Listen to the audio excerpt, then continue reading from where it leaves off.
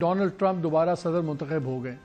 बाकी बातें तो अपनी जगह, लेकिन एक बहस चल पड़ी है कि इसका पाकिस्तान की सियासत पे क्या असर होगा। और सब आप हमेशा अक्सर जिक्र करते हैं अपने एनालिसिस के अंदर कि डिफरेंट जो लॉबीज़ हैं उनका अमेरिकन एडमिनिस्ट्रेशन पे क्या इन्फ्लुएंस होता है। और हमने माजी में आपने जिक्र किया कि जो इजरायली लॉबी है उसके ऊपर बड़ी स्टडी हुई। अब सुनने में आ रहा है कि जो इंडियन लॉबी है वो अमेरिका के अंदर बड़ी पेनिट्रेट कर गई है और अमेरिकन सिस्टम के अंदर है। फॉर एग्जांपल इस वक्त जो बात चल रही है वो ये है कि काश पटेल के नाम से एक ट्रम्प के समझ लें कि बड़े करीबी साथी हैं जिनको सीआईए चीफ के तौर पे देखा जा रहा है कि अमेरिका इस हद तक पाकिस्तानी मामलात में इंटरफेरेंस करे। हम तो खुद इस इंटरफेरेंस के खिलाफ हैं। ये पूरी एक कैंपेन बनी थी कि अमेरिका कौन होता है हमारे अंदरूनी मामलात में दखल देने वाला।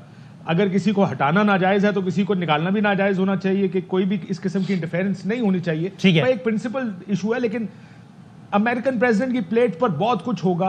जितने हिंदुस्तान ने ट्रंप को और अमेरिका को इज्जत दे दी है ना, अब ट्रंप को भी चाहिए अखलाकियात को लेके कि सबसे पहला दौरा, सबसे पहला विजिट उसे हिंदुस्तान का करना चाहिए। ये अखलाकियात है। तो आपको याद होगा कि ट्रंप ये इलेक्शन से पहले ट्रंप ने एक बयान दिया था जिसमें कहा था कि प्राइम मिनिस्टर नरेंद्र मोदी जो है एक नाइस मैन है, यानी कि एक अच्छे और शरीफ इंसान है। और साथ उन्होंने ये भी कहा था कि मोदी के अगर मुल्क के ऊपर कुछ बात आ जाए तो उससे खतरनाक इंसान भी कोई नहीं है दुनिया के बीच में। बातें चल रही हैं, इसमें क्या हकीकत है, क्या वजन है। माजी में ये नेशनल सिक्योरिटी काउंसिल में भी रहे हैं और इंटेलिजेंस डिपार्टमेंट ऑफ जस्टिस में भी काम कर चुके हैं। आपकी क्या असेसमेंट है, क्या इंफॉर्मेशन है, क्योंकि आप रिपब्लिकन पार्टी की सारी इस्टेब्लिशमेंट के बड़ा करीब हैं।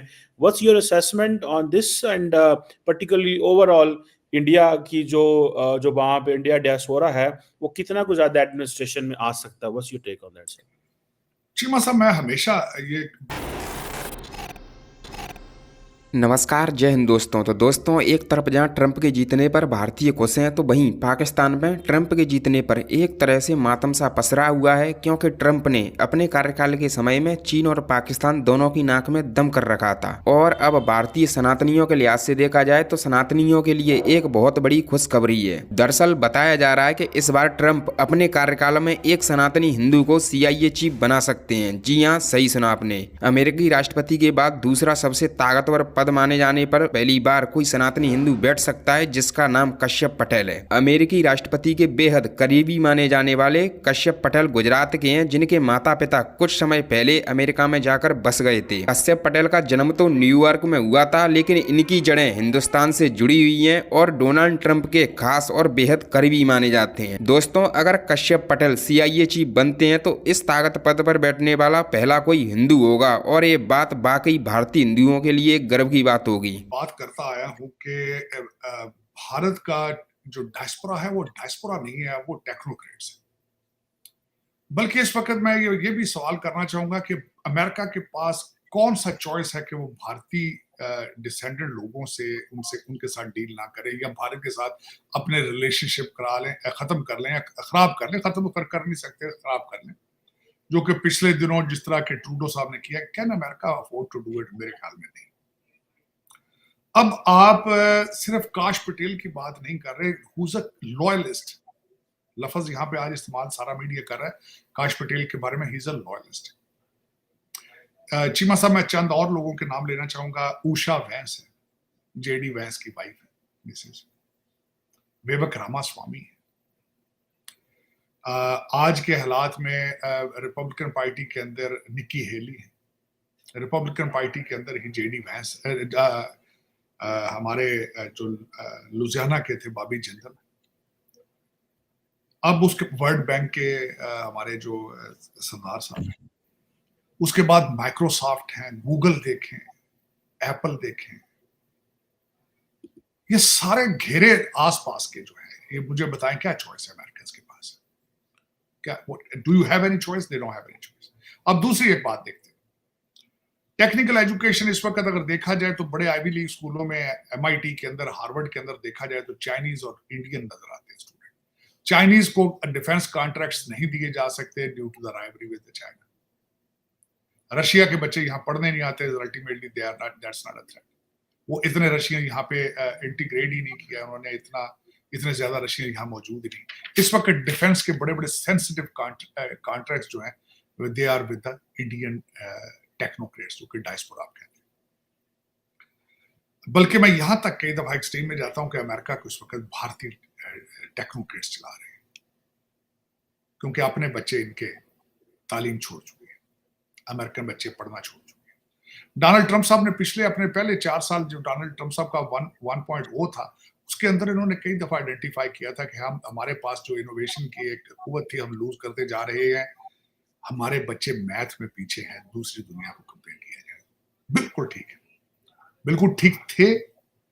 आज की हालात ये है, अगर गूगल करके आप देखें कि फेडरल गवर्नमेंट ने कई जॉबों से बैचलर डिग्री की रिक्वायरमेंट खत्म कर दी, क्योंकि इन्हें बैचलर मिल ही नहीं रहा अमेरिका। मैं जिस स्टेट में बैठा हूं, स्टेट ऑफ मैरीलैंड ने कई अपनी जो स्टेट की जॉब्स थी वहां से बैचलर की रिक्वायरमेंट खत्म कर दी, इन्हें मिल नहीं।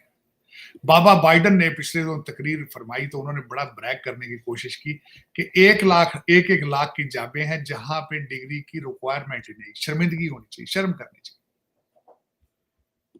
ये ब्रैग करने की बात नहीं, ये रोने की बात है। इस पे आपको रोना चाहिए, सितम ज़रीफी पे रोना चाहिए कि बाहर से लोग आके अब आपको जिंदा सिर्फ उन्हीं के इंटेलेक्ट पर है। और अब ये ट्रेंड बन रहा है यहाँ से कि यहाँ से कनाडा से तो लोग मुसलसल जा रहे हैं वापस, वहां पे हालात खराब है। अमेरिका से भी अब लोग वापस जा रहे हैं। भारतीय बड़ी बड़ी जो टेक कंपनियां हैं वो बिल्कुल तनख्वाह भी अमेरिका जैसी देते हैं और उनके पैकेजेस भी अमेरिका से अच्छे हैं। तो लोग अब जो है भारतीय वो बल्कि they are moving back to India. तो ये इसके पास जो काश पटेल अगर CIA हेड बनते हैं, that will be an extreme. और दूसरी तरफ चलते हैं, कैमला हैरिस कौन थी? वो भी भारतीय थी।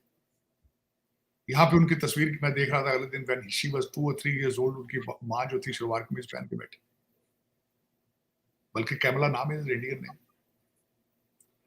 वर्सेस अब दूसरी तरफ चलते हैं, मैं जहां से मैं और आप हैं, आप जहां बैठे हैं, मैं जहां से आया हूं, वहां पे क्या बात है? वहां पे कश पटेल क्यों नहीं पैदा हुए? वहां पे विवेक रामास्वामी का यहाँ हमारी 2nd जनरेशन है, 3rd जनरेशन है, यहाँ पे उनमें पैदा क्यों नहीं हुए?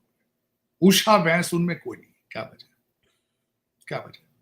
चीमा साहब, इन्हीं वजूहात की वजह पे मैं कहता हूं जो 3 करोड़ बच्चा इस वक्त स्कूल नहीं जा रहा पाकिस्तान में, 1 करोड़ डायस्पोरा बनेगा डंकियां लगा के। उनमें उषा पटेल कहां से आए? उसमें काश पटेल कहां से आए? उनमें विवेक रामास्वामी कहां से आए? निक्की हेली वहां से किस तरह प्रोड्यूस की जाए? बॉबी जिंदल कैसे बनेगा? मैं आपको बता सकता, नाम अच्छा लेना में मुनासिब नहीं है। इस हमारी पाकिस्तानी कम्युनिटी डायस्पोरा के 2-3 जो कहते हैं, जो क्लेम करते हैं वी आर मिलियनर्स, सारी दुनिया उनके झगड़े देख रही है, किस तरह लड़ रहे हैं एक दूसरे के साथ। आपका पाक पैक है मेरे वतन अजीज के डॉक्टरों की